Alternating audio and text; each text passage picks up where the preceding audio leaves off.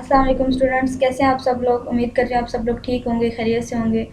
Students, आज हम बात करेंगे एडीएस पेपर बॉटनी के बारे में, पार्ट 2 पेपर बी। ठीक है, plant plus physiology and ecology. अच्छा, पेपर बॉटनी के पेपर बी के जो टोटल मार्क्स होते हैं वो 50 होते हैं। ठीक है, उसमें 35 मार्क्स का आपके पास थ्योरी आ जाती है और प्रैक्टिकल के जो है वो 15 मार्क्स होंगे। ठीक है, अब ये जो 35 मार्क्स हैं थ्योरी के, ये आपके पास किस तरह से आते हैं।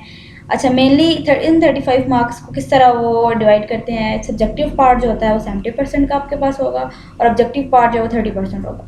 अब जो सब्जेक्टिव पार्ट्स है जिसमें आपने क्वेश्चन अटैम्प्ट करने हैं, उसमें आपके पास 5 क्वेश्चन दिए होंगे। ठीक है, और आपने उन 5 क्वेश्चन में से 3 क्वेश्चन अटैम्प्ट करने हैं।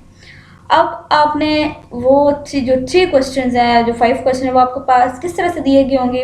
या हर क्वेश्चन जो होगा उसके 2 पार्ट्स होंगे, ए एंड बी।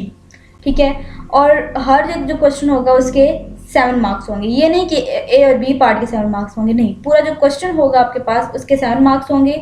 और वो 7 मार्क किस तरह से डिवाइड किए होंगे ए और बी पार्ट में, कि अगर कुछ ऐसा कभी ऐसा होता है कि जो पार्ट ए होता है उसके 4 मार्क्स दे दिए जाते हैं और पेपर बी जो है वो उसके 3 मार्क्स। कभी ऐसा होता है कि जो पेपर जो पार्ट ए है उसके 3 मार्क्स और पार्ट बी के 4 मार्क्स हैं। और बाज़ औक़ात ऐसा होता है कि आपको एक ही क्वेश्चन दिया जाता है, कभी पार्ट्स में आएगा, कभी कोई एक क्वेश्चन जो होगा वो पूरा क्वेश्चन ही आप 7 मार्क्स का होगा, पार्ट्स के बगैर होगा। लेकिन ज़्यादातर ऐसा ही होता है कि आपको पार्ट्स में क्वेश्चन दिए गए होते हैं।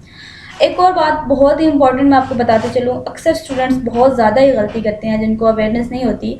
वो क्या करते हैं कि अगर वो कोई क्वेश्चन अटैम्प्ट करने लगे हैं, फॉर एग्जांपल अगर वो क्वेश्चन नंबर 1 अटैम्प्ट करने लगे हैं, उसका ए पार्ट अटैम्प्ट करेंगे और क्वेश्चन नंबर 5 का बी पार्ट अटैम्प्ट कर देंगे। ये बहुत ही गलत तरीका है और इससे मार्क्स बिल्कुल कट जाते हैं, एग्जामिनर आपको मार्क्स नहीं देगा। ठीक है, आपने क्या करना है, आपने पहले देख लेना है कि इन 5 क्वेश्चन में से कौन से ऐसे 3 क्वेश्चन हैं जो आपको बहुत अच्छे से आते हैं। ठीक है, सबके ए और बी पार्ट आपको आते हैं, तो आपने वही क्वेश्चन अटैम्प्ट करने हैं। अगर बिलफर्ज ऐसा हो जाता है कि कोई एक क्वेश्चन है जिसका आपको ए पार्ट अच्छे से आता है और बी पार्ट आपको अच्छे से नहीं आता, आपने फिर भी किसी और क्वेश्चन का बी पार्ट नहीं उठाना, वही उसी बी पार्ट को अटेम्प्ट करना होगा। कोई कॉन्सेप्चुअल कुछ भी उसको लिखना है, खाली नहीं छोड़ के आना। ठीक हो गया। अच्छा, बाकी आपको मैं बता चुकी हूँ कि ऑब्जेक्टिव पार्ट जो होगा वो 30 मार्क्स का होगा, जिसमें आपके पास MCQs और फिल इन द ब्लैंक्स वगैरह होंगे। अच्छा, नेक्स्ट हम बात करते हैं कुछ इंपॉर्टेंट क्वेश्चन। मैं आपको बता देती हूँ अभी, ये क्वेश्चन आप अटैम्प्ट कर लेंगे तो होपफुली आपका पेपर अच्छे से अटैम्प्ट हो जाएगा। अच्छा, इंपॉर्टेंट क्वेश्चन में हमारे पास कौन कौन से क्वेश्चन आ जाते हैं। Right a note on nitrogen fixation, ये मोस्ट इंपॉर्टेंट क्वेश्चन है। अगर आप 5 पेपर देखें उसमें मोस्टली ये क्वेश्चन दिया गया है। ठीक है, आपने अच्छे से अटैम्प्ट कर लेना है। मेनली कभी कभी ऐसा होता है कि 4 मार्क्स का दिया हुआ होता है, कभी कभी ऐसा होता है कि 7 मार्क्स का दिया हुआ होता है। ठीक है, ज़्यादातर ये 4 या 3 मार्क्स का दिया हुआ होता है। अच्छा, right a short note on seed dispersal.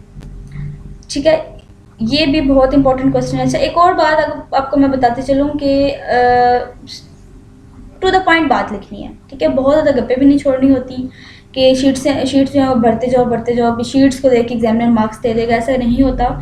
Examiner जो होता है वो देखता है कि बच्चे ने टू द पॉइंट बात लिखी हुई है, आप अच्छे से उसके पॉइंट्स बनाएं। ठीक है, उसमें अच्छी सी टू द पॉइंट बात लिखें। ठीक है, अगर आपके पास 4 मार्क्स से क्वेश्चन आ जाता है तो आप एक शीट लिख सकते हैं। ठीक है, एक शीट 4 साइड बहुत है, या 3 साइड बहुत है। ठीक है, इसके बाद write a short note on seed, इस पर से बहुत इंपॉर्टेंट क्वेश्चन है। Give an account on light reaction, what are the end product of light reaction. अब ये जो क्वेश्चन है लाइट रिएक्शन, ये ऐसा क्वेश्चन है, इसको आप स्केच के ज़रिए भी शो करवा सकते हो, लिख सकते हो आप इसका स्केच अच्छे से बनाओ। ठीक है, फिर उसी को एक्सप्लेन कर दो, आपको एग्जामिनर मार्क्स दे देगा। इस तरह के कोई भी क्वेश्चन अगर आपके पास आ जाता है जिसमें आप स्केच बना सकते हो या कोई फ्लो शीट बना सकते हो, तो आप उसको लाजमी अटैम्प्ट करें, लाजमी बनाएं। इससे एग्जामिनर पे बहुत अच्छा इंप्रेशन पड़ेगा, उसको पता होगा कि एक बच्चे को बच्चे को जो है वो पेपर आता है, वो आपको मार्क्स ज़रूर देगा। इसके बाद what is succession, briefly explain it's stages. ठीक है, ये भी बहुत इंपॉर्टेंट क्वेश्चन है, बहुत दफ़ा आता है। ये पूरा जो चैप्टर है, ये चैप्टर ही बहुत इंपॉर्टेंट है। ठीक है, आपने इसकी अगर हो सके तो आप इसकी अच्छी सी फ्लो शीट बना लें, ऊपर सक्सेशन लिखें, उसकी अलग से उसकी स्टेजेस जो हैं वो बना लें, उसमें जो पॉइंट्स आते हैं वो अच्छी सी फ्लो शीट इसकी बन जाएगी। इसके बाद what is plant ecology, what are its practical applications, ये भी बहुत इंपॉर्टेंट है। Write a short note on Emerson effect, ये बहुत इंपॉर्टेंट है। Define soil texture, classify the soil on its basis, how it is important to plant, ये question भी बहुत ज़्यादा इंपॉर्टेंट है, इसको आपने लाजमी करना है, ये 5 पेपर में बहुत दफ़ा आया है। इसके बाद है differentiate between light reaction and dark reaction in photosynthesis, democracy and vernalization। आपने ये इस तरह डिफरेंस आ जाता है लाइट रिएक्शन डार्क रिएक्शन के दरमियान, डेमोक्रेसी और वर्नलाइजेशन के दरमियान। ठीक है, अगर आप कोई ऐसे टॉपिक्स आपको मिल रहे हैं जिसमें आप देख रहे हैं कि ये डिफरेंस आपको दे सकते हैं, वो आपने अच्छे से क्लियर कर लेने हैं। लेकिन ये दो जो टॉपिक्स हैं ये बहुत इंपॉर्टेंट है, ये काफ़ी दफ़ा आ चुके हैं। इसके बाद give a brief account on seed bank, ये क्वेश्चन भी बहुत इंपॉर्टेंट है। How wind effects the plant, ये क्वेश्चन भी बहुत ज़्यादा इंपॉर्टेंट है। इसके बाद what are the causes of salinity in Pakistan. इसके बाद describe the role of oxygen in various developmental phenomena in plants, ये क्वेश्चन भी बहुत इंपॉर्टेंट है। इस तरह के जो इससे रिलेटेड कुछ टॉपिक्स हैं वो आप अच्छे से तैयार कर लें।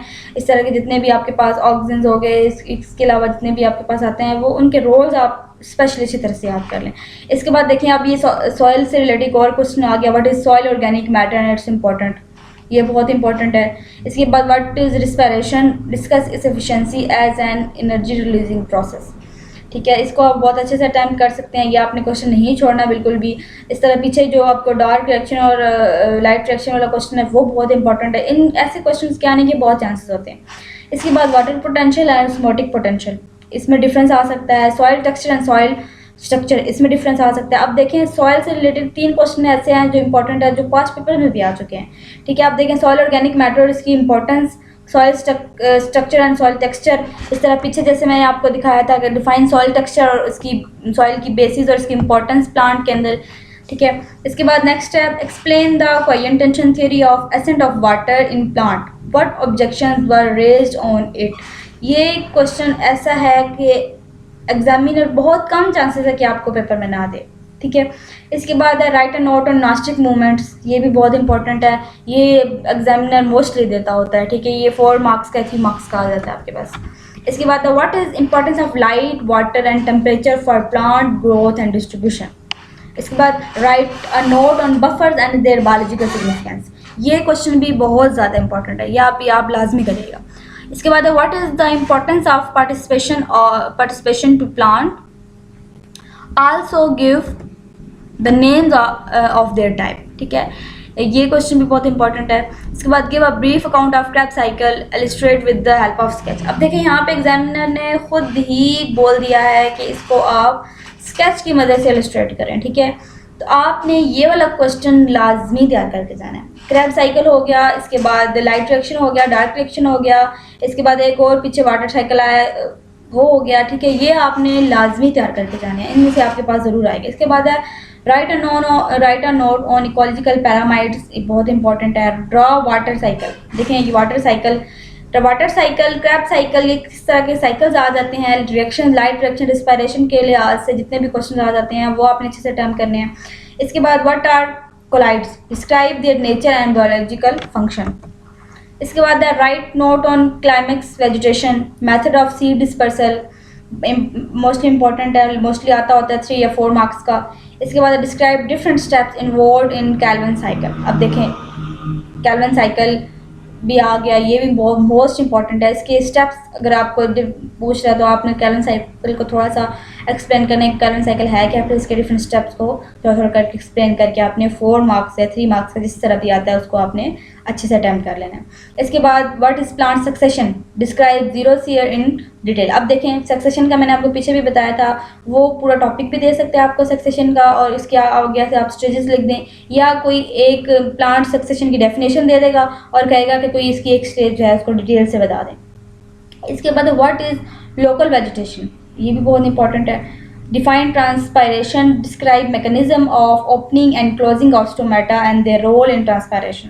रिस्पायरेशन और ट्रांसपायरेशन, ये दोनों क्वेश्चन ऐसे हैं जो मोस्टली चांसेस है कि examiner they. Right a note on soil organism, soil, देखें सॉइल से रिलेटेड एक और क्वेश्चन आ गया है, आपने सॉइल वाला चैप्टर जो है वो बहुत अच्छे से तैयार कर लेना है, इसमें से आपके क्वेश्चन ज़रूर आएंगे। इसके बाद है what are growth regulator and growth inhibitors, ये भी बहुत इंपॉर्टेंट है। इसके बाद describe role of cytokinin and ABA on plant growth, जिस तरह ऑक्सीजन्स का पीछे रोल मैंने आपको बताया, साइटोकाइनिन का रोल्स आपको बताया। ठीक है, ये इनके रोल्स अच्छे से तैयार कर लेने हैं। इसके बाद what are the causes of water logging in Pakistan, ये क्वेश्चन भी बहुत इंपॉर्टेंट है।